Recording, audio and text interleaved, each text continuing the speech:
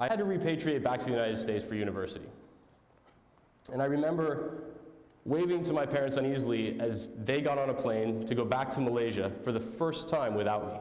I was standing firmly on American soil, the land of my birthplace and the country of my passport, but definitely a foreign land.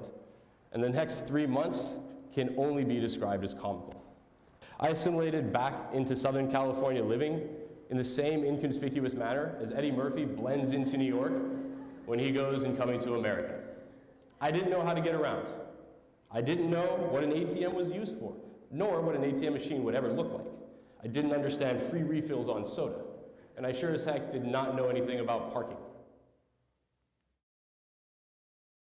What do me and Mr. Mark McElroy have in common? We can't answer this question.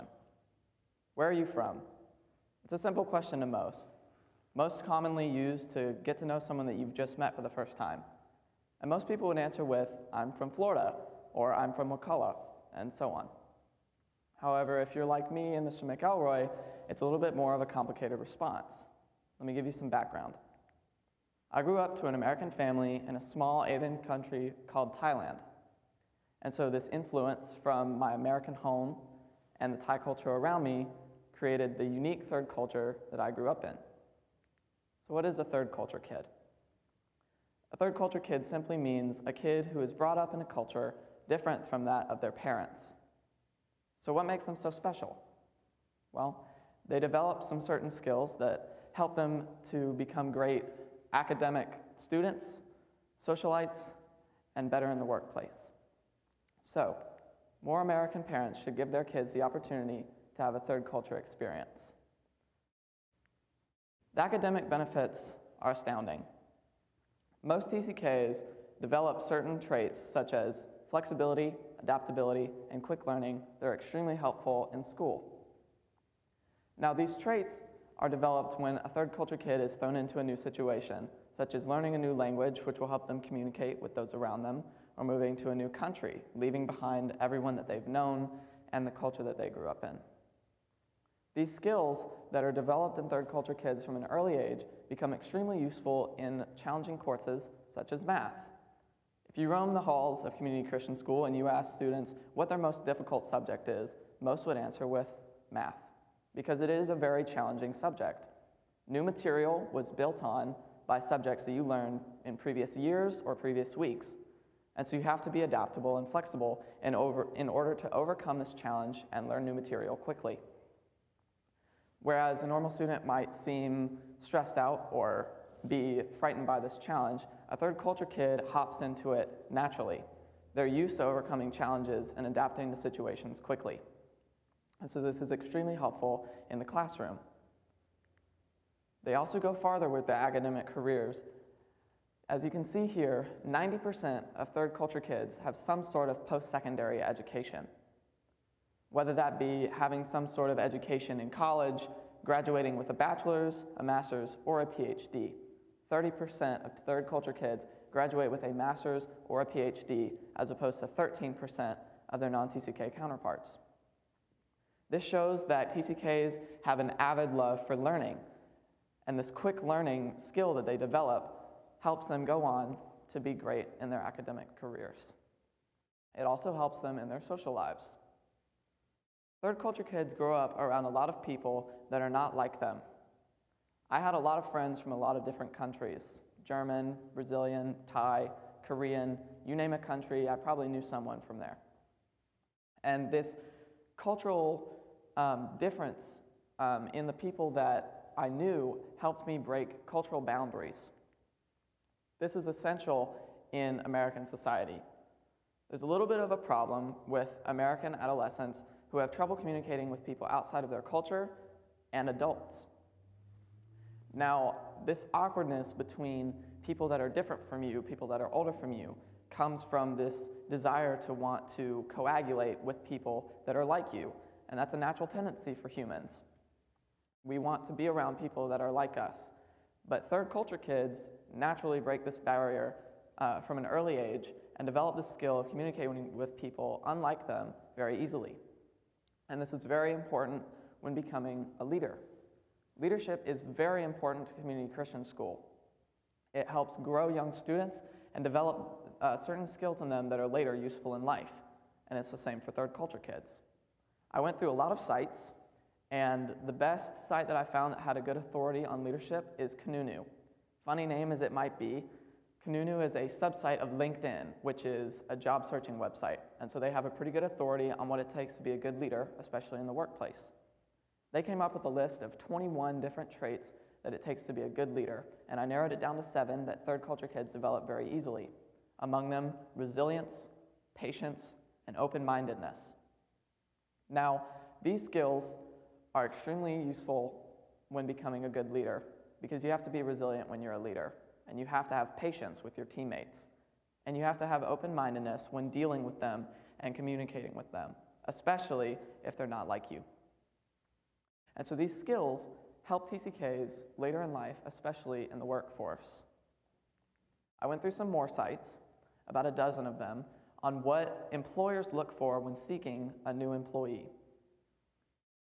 Across every single list, these 4 traits were common: communication, teamwork, flexibility, and resilience. As you may notice, these are skills that I've already mentioned in my previous arguments. Communication and teamwork are built by the social and cultural boundaries that are broken when third culture kids are introduced to a new society. Flexibility and resilience are built by the same. And so when employers are looking for an employee, they're going to be looking for these soft skills. Now, soft skills, as opposed to hard skills, are traits or characteristics rather than a science or a study. A job gap study done in Florida showed that 90% of employers look for soft skills over hard skills when hiring a new employee. This means that if you apply for a job, you have a 90% chance that your skills and characteristics are going to get you hired rather than your grades. This is extremely important when developing a young kid in order to make them successful in life. Third culture kids develop 3 basic workplace skills that are extremely useful: adaptability, a broad worldview, and being forward-focused. Adaptability speaks for itself. It is the ability to be thrown into a new situation, adapt quickly, and overcome challenges. Third culture kids are sometimes described as cultural chameleons. You could put us in a certain culture, come back in a week, and not be able to distinguish us from the natives, because we assimilate naturally. It's part of who we are, how we grew up. It just becomes natural to us. And the broad worldview is developed very easily by this. We see different cultures and recognize that they are different and use that in our day-to-day lives. And forward focus is a term meaning that you're not worried about past mistakes or what's behind you. You're worried about what's in front of you, and you're very task-oriented. Third culture kids, on average, live in 4 to 5 countries in their lives and move approximately every 2 to 3 years, meaning that they have to leave behind friends, family, their homes, and their culture about every 2 to 3 years. They have to be forward-focused, or they won't survive. This is a trait that is very commonly developed very easily by third culture kids and is extremely helpful in the workplace. And these traits all help third culture kids be great in jobs that are fast-paced, such as therapy, management, and teaching. Now, after all that I've said, why would someone not want to be a third culture kid? There are some significant downsides. Some people would argue that this grief and the loss that third culture kids develop can be very psychologically demanding. And this is true. This is a list of common things that third culture kids struggle with: depression, anxiety, no sense of belonging, all sprouting from their lack of sense of identity and feeling like no one understands them because no one has their experience. This is very true. I've struggled with depression for 5 years. But that is not from a root of my third culture experience. It's a root from being bullied. And that's a common human experience. And so this issue is not isolated within third culture kids. It's a part of being human.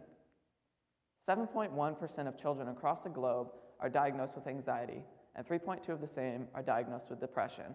If you have one, you're 10% more likely to have the other. That means approximately 1 in every 10 children across the globe struggle with depression and/or anxiety. So as you can see, this issue is not an argument against third culture kids. You're arguing about being human, which you can't avoid. Third culture kids also develop perseverance and resilience, which can help them overcome this grief and depression that they struggle with so often. Now, when it comes to biblical integration, the Bible has a lot to say about third culture experience, albeit not outright. Some examples of third culture kids in the Bible are Joseph, Daniel, Shadrach, Meshach, and Abednego.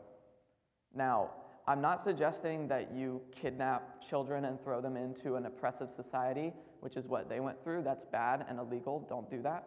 But they are an example of the powerful effect that bringing in a second culture to another can have on people's lives. With the power of God and their experience in a different culture, these men help solve a pressing issue in the society that they were moved into. Jesus called us to be disciples into all nations. And most of us know this, and it's a very common thing that people say. However, if you think more critically about it, you can't share the gospel the same way with an American man and a Buddhist man. Paul builds on this point by saying, "To the Jews I've become the Jews in order that I might win the Jews. To the weak I've become the weak in order that I might win the weak. I become all things and all people that I might save them through Christ." Paul is saying that he adjusts his gospel presentation based on who he's talking to. For example, if you gave a gospel presentation to an American, you would most likely include the promise of eternal life, because a common view on life after death in America is that there is none. And so the promise of eternal life is very enticing. However, if you use the same argument for a Buddhist, you might turn them away. See, Buddhists believe in reincarnation, which is being rebirthed into a new body after death. They want to reach what's called nirvana, which is essentially an enlightened non-existence. They already have eternal life. That's what they want to get rid of. So instead, you should present them with a God who can overcome demons. Buddhists believe that demons are oppressive and that they have power over them. They fear them and sacrifice to them in order that they might leave them alone or not harm their families.